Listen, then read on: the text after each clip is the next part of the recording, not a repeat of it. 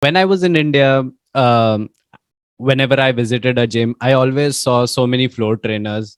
Um, I I had a preconceived notion in my mind that, if you want to make body, somebody has to be behind you to give you a spot while any exercise you do.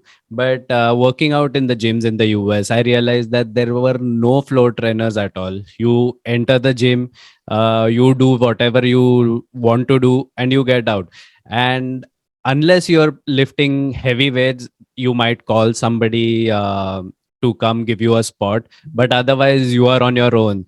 And I've heard people saying that, hey, I go to the gym, but there's nobody to spot me, or I don't know what the correct form is. So how I've dealt with it is through the Fitter app. If you go into any of the exercises, it has a correct form, and then I look into the mirror, I see if I am doing the correct form.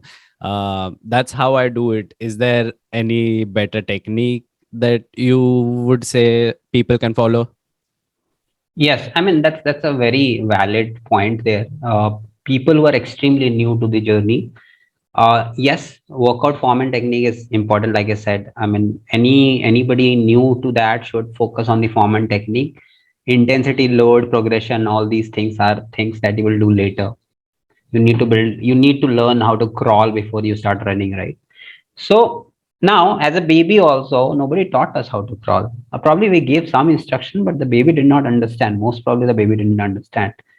He or she figured out a way on how to do it. And there were wrong techniques, there were missteps, there were failures, there were we fell some time. All that happened in the past, but we eventually learned. We started doing that. But as you go to the gym, of course, the instructional videos are very very crucial because that tells you how to do it. The best way is what I tell my clients is see the video, you do it, record yourself, compare the videos, see where you're doing wrong, you will get to know where you're. So there is where you get your feedback. Right. Because if somebody else is telling you're doing this wrong, you're pushing your hips, you're not pushing your hips back, you're not doing this, you're not doing that, you might be wondering, भाई क्या बोल रहा है ये, मुझे नहीं समझ में आ रहा. I am not able to do that. But once you see your video, you know where you're going wrong. This is where the difference is, right? So that way it helps. And for a beginner, I would always recommend use more machines because there is very less scope that you'll not do properly because machine has a planned trajectory. This is how the machine is going to move. It will not go out of place. Free weights, I would say break it down into simpler movements, like rather than doing a barbell squat, do a body weight squat. And even before doing a body weight squat, start with a chair squat where you just sit down on a chair and get up, and that's basically squat. Uh, Eventually, you remove the chair and you're doing squat. Obviously when you remove the chair, the way the squat looks is going to be different because now your body is going to manage the center of mass of the body.